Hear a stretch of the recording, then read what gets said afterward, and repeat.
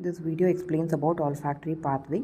When a person inspires the odoriferous molecules, they reach the olfactory mucous membrane. So in the olfactory mucous membrane, we have a olfactory receptor cell, which is a bipolar neuron, okay, which is also called as olfactory receptor cell. So if you see, this has two processes, dendrite and an axon.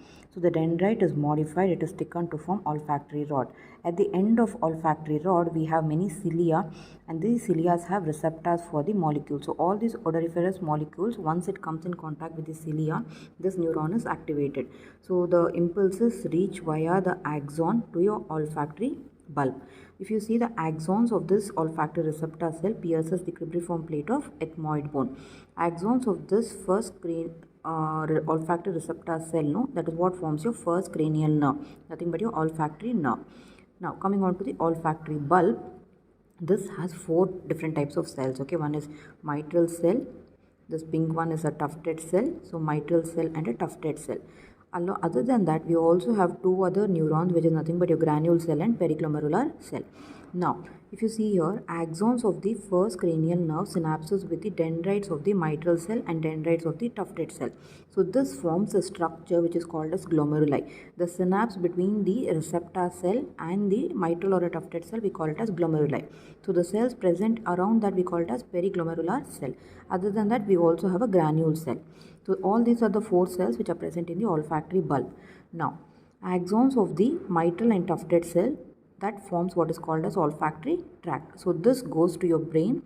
In the when it is olfactory tract, no, when it approaches the cortex, what happens is divides it into medial and lateral olfactory striae at the base of the brain, and then it finally ends in on all these areas. So olfactory information is relayed in the septal nuclei, prepiriform cortex, piriform cortex, amygdaloid nuclei, and orbitofrontal cortex. Now this striae goes and ends in septal nuclei. So the septal nuclei is mainly concerned with the salivation or licking of lips. Some basic feeding reflexes are controlled by your septal nuclei. See, now you smell a very good edible substance. What happens? You start immediately salivating, right? And also you start licking your lips. That is all the function of septal nuclei.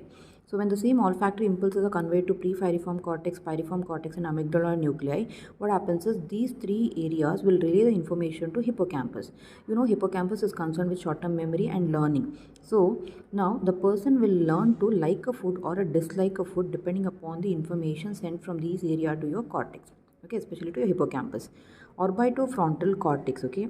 Orbitofrontal cortex is nothing but, now the information coming here will help us in consciously analyzing the type of odor. For example, if you can see, many people can differentiate different types of perfumes, okay. That is because the orbital frontal cortex is very well developed in them, who can differentiate a very minute changes in this concentration of these molecules or odoriferous molecules. So that's how the conscious analysis of odor is happening at the level of orbitofrontal cortex.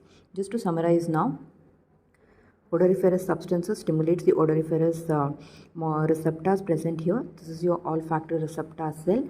This is the olfactory rod, nothing but the dendrite of the olfactory receptor cell, and this forms the olfactory nerve. The axons of the receptor cell forms the olfactory nerve that pierces through the cribriform plate of ethmoid bone, and then it synapses with the mitral cell and tufted cells in the olfactory bulb.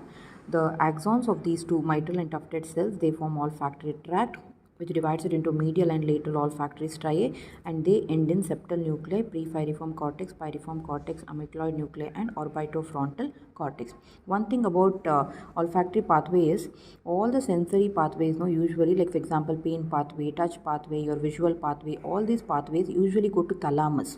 They'll relay in the thalamus and then go to the cortex. But if you see here, olfactory pathway is the pathway which directly went into all these cortical areas without relaying in the thalamus, okay. But remember, recent advances or studies have found that from these areas information will be relayed to thalamus, but directly it is not getting relayed in the thalamus, okay. So that is the special feature about this olfactory pathway. And also they tell these are the neurons, they're almost exposed to environment directly. This is only one area in the brain where the neurons are directly exposed to the outside environment.